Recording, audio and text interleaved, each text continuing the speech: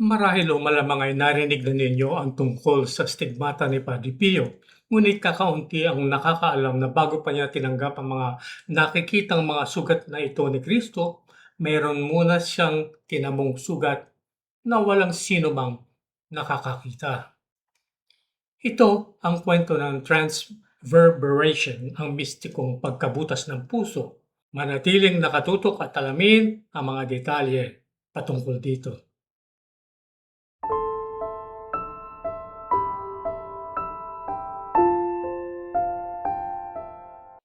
Maligayang pagdating sa Ang Tinig ni Padre Pio. Taos-puso kaming nagpapasalamat sa lahat ng tahimik na sumusuporta sa misyong ito upang maipagpatuloy ang pagpapalaganap ng espiritual na pamana ni Padre Pio.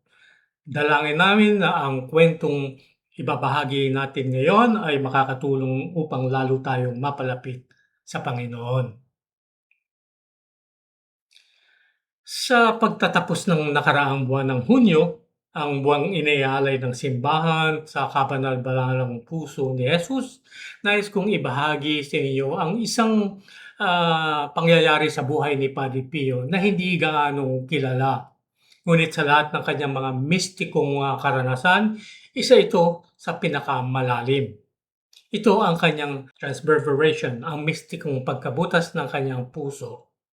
Nangyari ito noong 5 ng Agosto, 1918, August 1918, sa San Giovanni Rotondo. 5 linggo lamang bago niya tinanggap ang nakikitang stigmata. Ngunit hindi tulad ng stigmata, wala itong iniwang sugat na makikita ng tao. Walang dugong tumulo sa kanyang mga kamay o paa. Sa halip, ang sugat ay nasa kanyang kalooban. Isang pagdurusang napakalalim at tanging siya lamang ang lubos na nakakaranas. Bago natin balikan ang mismong nangyari kay Padre Pio, alamin muna natin kung ano ang tinatawag na transverberation. Ayon sa turo ng simbahan, ito ay pambihira at napakalalim na biyaya kung saan ang isang kaluluwa ay lalo pang nakikipag-isa kay Kristo, lalo na sa kanyang kabanal-banalang puso na itinuhog ng sibat na krus. Iilan lamang ang mga dakilang santo ang pinagkalooban ng ganitong karanasan.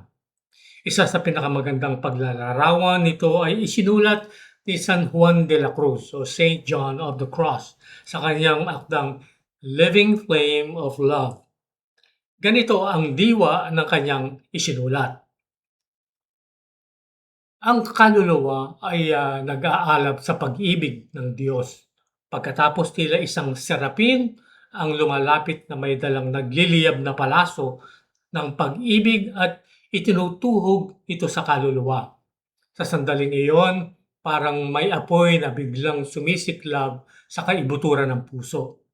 Totoong sugat ito, ngunit kasabay nito ay isang ligayang hindi kayang ipaliwanag.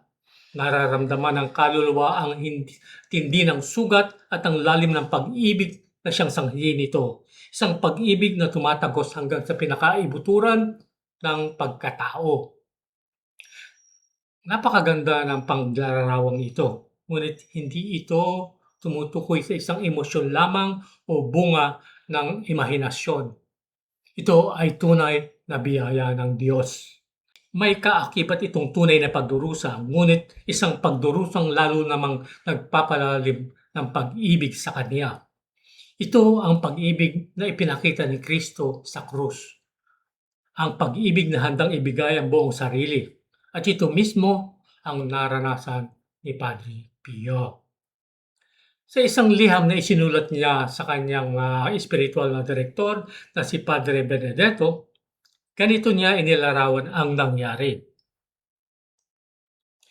Nakikitig ako ng kumpisal ng mga kabataan nang bigla akong nakakita sa mata ng aking kaluluwa ang isang makalangit na nilalang. May hawak siyang tila isang mahabang talim na bakal na matulis ang dulo. At mula rito ay tila nagliliyab ang apoy. Sa isang iglap, ibinaon niya ang sandatang iyon sa aking kaluluwa. Napadaing ako. Pakiramdam ko ay mamamatay na ako. Pinahinto ko ang kumpisal at pinauwi ang batang nagkukumpisal sapagkat wala na akong lakas upang magpatuloy. Ang pagkamartir na ito ay tumagal ng walang tigil hanggang kinaumagahan ng ikapito ng Agosto. Hindi ko kayang ilarawan ang aking tiniis. Para bang ang aking kaloob-looban pinupunit at sinusunog ng bakal at apoy.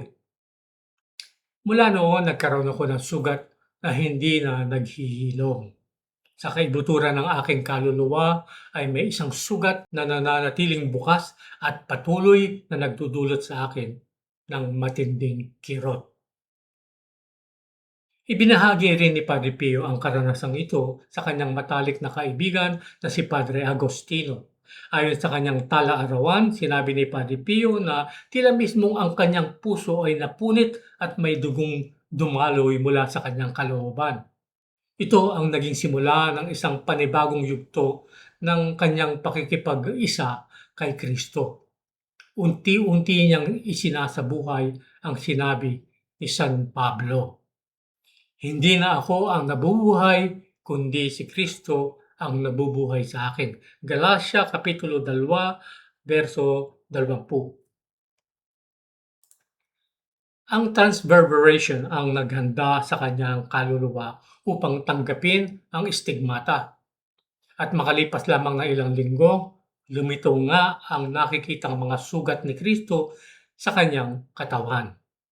Ngunit bago pa minarkahan ng Diyos ang kanyang katawan, minarkahan muna niya ang kanyang puso. At marahil, iyon ang mas mahalaga. Ang kwento ng transverbation ni Padre Pio ay nagpapaalala sa atin na ang tunay na pagmamahal kay Kristo ay hindi lamang tungkol sa pagtanggap ng mga biyaya. Kadalasan, ito ay nangangahulugan ding maging handang makibahagi sa kanyang mga pagdurusa. Marahil wala sa atin ang makatatanggap ng mga mistikong sugat na tulad ng kay Padre Pio.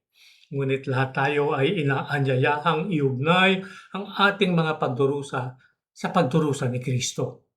Maaaring ito ay isang karamdaman, pagkawalang ng mahal sa buhay, mga suliranin sa pamilya, mga pagsubok sa araw-araw, o maging ang maliliit na sakripisyong iniaalay natin para sa Diyos. Kapag inalay natin ang mga ito kay Jesus, ang bawat pagdurusa ay maaaring maging daan upang lalo tayong mapalapit sa Kanya. At marahil may ilan sa inyong nakikinig ngayon na may mga sugat na walang ibang nakakakita.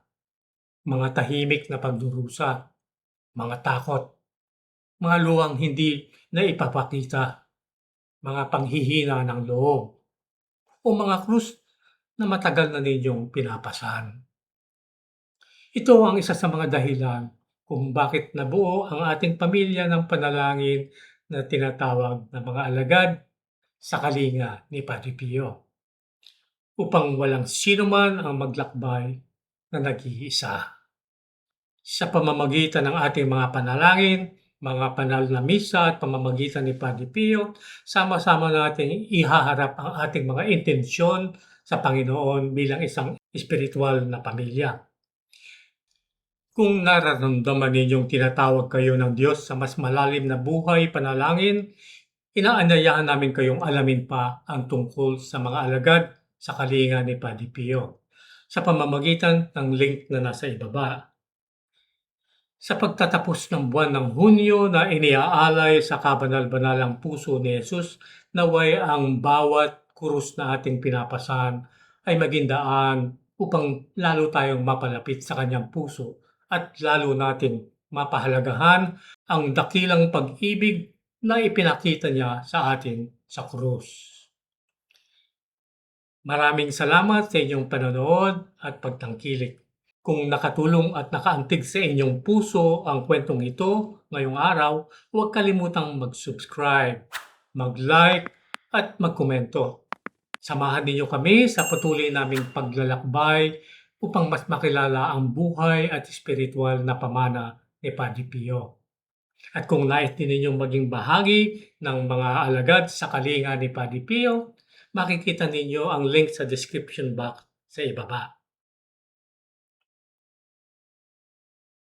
Hanggang sa muli nating pagkikita, pagpalain nawa kayo palagi ng ating Panginoong Hesukristo, ng mahal na Birheng Maria at siyempre ni Padre Pio. Paalam pansamantala at sumainyo nawa ang kapayapaan ng Diyos.